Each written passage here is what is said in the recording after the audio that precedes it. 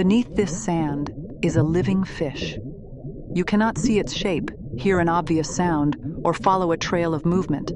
Dan can still find it.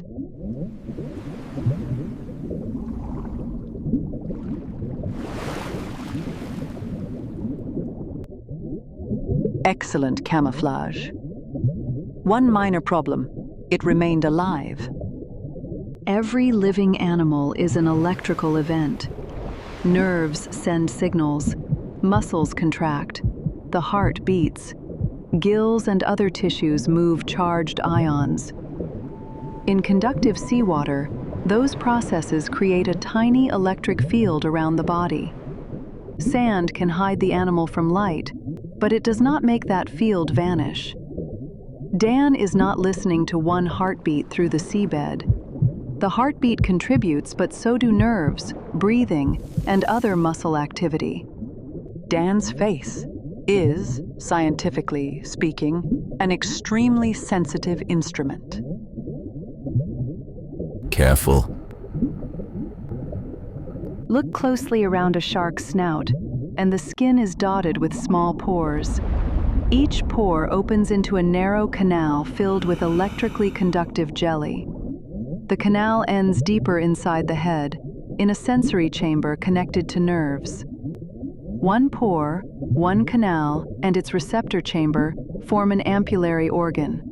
Together, the network is called the ampullae of Lorenzini. These are not nostrils, and they do not smell prey. Each one samples the electrical conditions at a particular point around the shark's head. When the prey's field reaches a pore, it creates a minute voltage difference between the pore opening and the shark's internal tissues. The gel provides a conductive path to the sensory chamber. There, voltage-sensitive receptor cells change their activity and alter the chemical signal they release onto sensory nerves. The nerves carry that information toward the brain.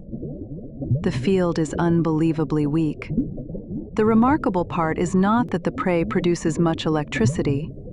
It is that the shark's sensory cells are tuned to respond to so little. Not that kind of electricity. The fish is not about to power a toaster. A single receptor could only report a local change.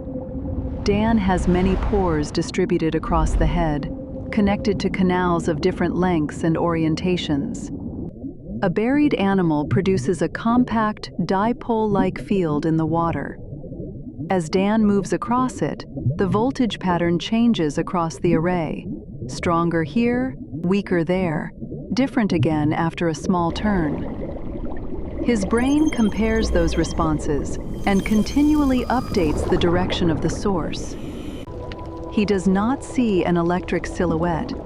He follows a changing pattern until his snout is over the right patch of sand. You make it sound complicated. Ooh! You perform it with your face.